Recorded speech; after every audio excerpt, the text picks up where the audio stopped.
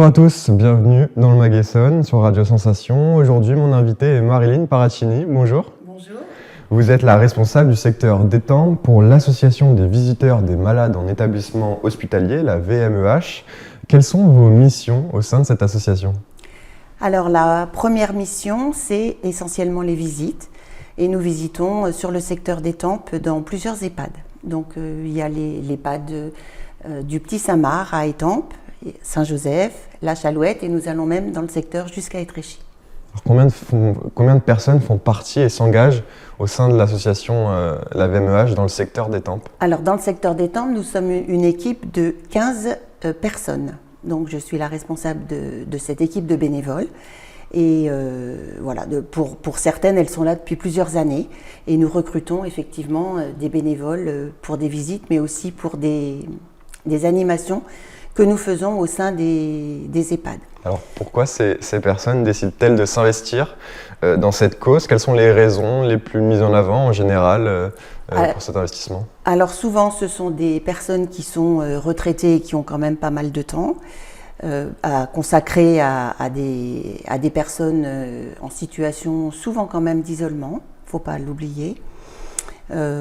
Sinon, là, au dernier forum d'Étampes, il y a des personnes qui s'engagent, qui sont un petit peu plus jeunes, qui travaillent, et qui, je pense que la crise sanitaire, on a beaucoup parlé pendant cette crise des EHPAD et de l'isolement des personnes âgées, et je pense que ça a donné un regain d'empathie et un désir de visite de ces gens-là. Alors cette recherche de bénévoles, elle est plutôt facile ou plutôt compliquée ? Elle est plutôt compliquée.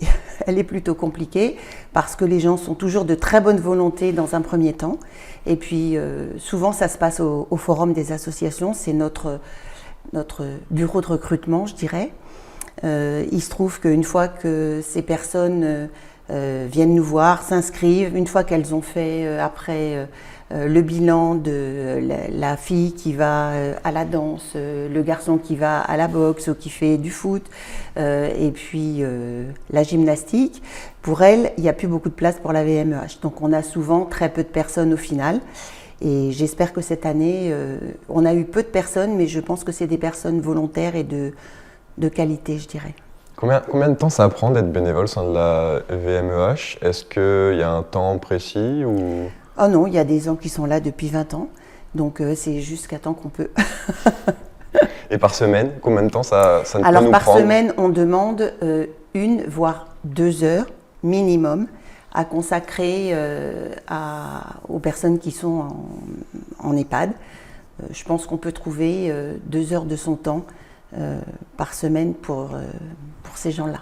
Alors vos visites, vous l'avez dit, se déroulent principalement dans des EHPAD. Est-ce qu'il y a d'autres types d'établissements aussi dans lesquels vous travaillez ou uniquement les EHPAD ? Alors pour l'instant, ce sont uniquement des EHPAD.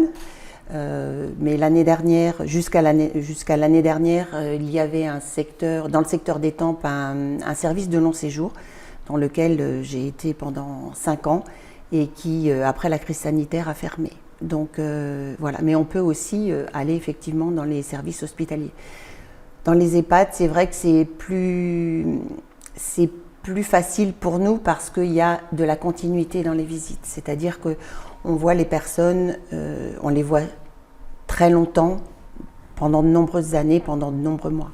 Dans les services hospitaliers, c'est vrai qu'on peut les voir un peu, commencer à amorcer un lien, et après les personnes partent ou sortent de l'hôpital et c'est un petit peu amorcé tout ça. Est-ce que vous pouvez rappeler les EHPAD avec lesquels vous travaillez à Étampes ?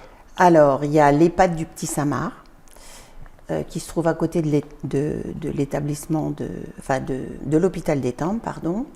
Il y a l'EHPAD du Clos d'Étréchy à Étréchy, il y a l'EHPAD de La Chalouette à Morigny, et nous visitons aussi à Saint-Joseph. C'est une EHPAD, mais pour l'instant, elle est assez restrictive et pour l'instant, on nous a pas demandé de retourner là-bas pour l'instant, je pense à cause de la crise sanitaire. On va reparler tout à l'heure de la crise sanitaire, mais comment s'organise la collaboration avec les EHPAD ? Vous échangez, vous discutez régulièrement avec la direction de ces établissements et pour faire en amont un peu des projets d'animation dans les EHPAD ? Alors, on signe avec la VMEH une convention, c'est-à-dire que c'est une convention qui est renouvelée par tacite reconduction tous les ans. Elle nous permet de nous introduire auprès de la direction, de savoir qui on est, ce qu'on fait. Notre collaboration, elle est essentiellement avec la psychologue et on travaille étroitement avec l'équipe soignante qui nous reconnaît. On a un badge et on a un beau collier vert qui nous fait nous remarquer et pas être des étrangers au sein de l'EHPAD. Et l'équipe soignante, souvent, nous conseille d'aller voir telle ou telle personne qui s'ennuie, qui ne va pas bien, etc. Donc, on travaille avec eux pour les visites à ce niveau-là. Et pour les animations, on leur propose et on essaye de faire des animations qui ne sont pas en doublon avec ce que proposent les animateurs des EHPAD. Alors justement, sur les animations, qu'est-ce que vous avez l'habitude de faire en général? Alors, on a une chorale qui est très très appréciée par les résidents. Alors chorale, c'est peut-être un grand mot, mais voilà, on a des dames très, très performantes qui essayent de leur rappeler des souvenirs. Voilà. Donc ils ont des paroles, on leur propose des paroles. Et la chorale, bon, c'est vrai qu'on recherche quand même un peu plus de monde. Elle s'étiole un petit peu. Il y a un atelier d'art floral qui leur permet aussi d'avoir une motricité fine, de se rappeler, ça fait travailler aussi l'essence par rapport au senteur des fleurs, de savoir le nom des fleurs, si elles avaient un jardin, etc. Donc ça les interpelle sur plusieurs points. Et puis il y a un atelier aussi de mémoire et de jeu de mémo que fait une bénévole depuis des années et qui marche très très bien et c'est très attendu. Quelles sont les activités qui ont le plus de succès? Vous avez parlé de la chorale. Ah oui, la chorale, ouais, ça a beaucoup de succès. L'atelier floral aussi. Enfin, je pense que voilà, on fait peu d'ateliers, mais les ateliers sont très bien perçus au sein des établissements. Vous avez pu quand même faire des visites lors de la crise sanitaire ou ça a été Alors non, arrêté non, tard? non. On a repris là seulement il y a 15 jours. Alors évidemment, on doit tous être vaccinés, présenter un pass sanitaire évidemment obligatoire pour pouvoir aller visiter en chambre et respecter les gestes barrières, c'est-à-dire le gel hydroalcoolique, la distanciation avec les malades et le masque, le port du masque pour nous. Alors les personnes les plus isolées, elles n'ont pas forcément l'habitude, le réflexe de vous contacter directement. Comment est-ce que vous faites pour les détecter? Alors ça, c'est grâce au travail de la psychologue.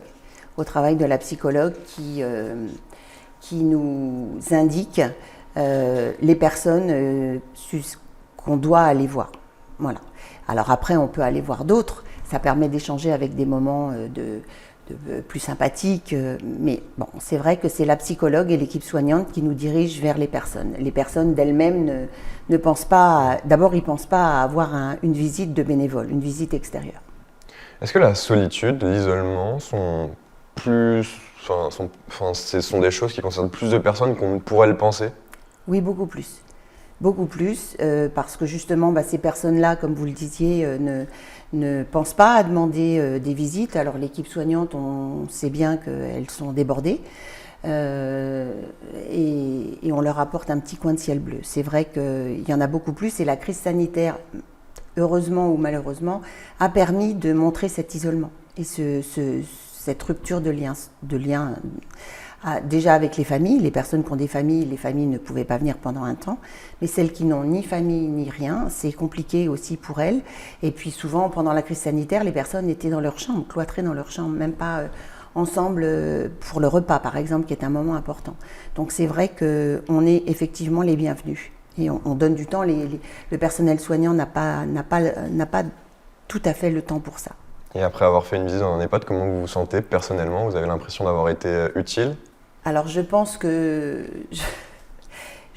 m'ont donné beaucoup plus que ce que j'ai pu leur apporter. J'ai énormément reçu, je reçois énormément d'eux et c'est toujours un vrai bonheur d'aller les voir parce qu'on peut ne pas arriver avec un moral un petit peu dans les chaussettes et repartir gonflé à bloc parce que c'est un vrai bonheur d'aller les visiter. Merci beaucoup, Marilyn Paratini, d'avoir été avec nous dans le Mag Essonne sur Sensation. Je rappelle que vous êtes la responsable du secteur étampes pour la VMEH, l'association des visiteurs des malades dans les établissements hospitaliers. Et vous pouvez retrouver cette émission en podcast audio ou vidéo sur notre site ou sur notre application Radio Sensation.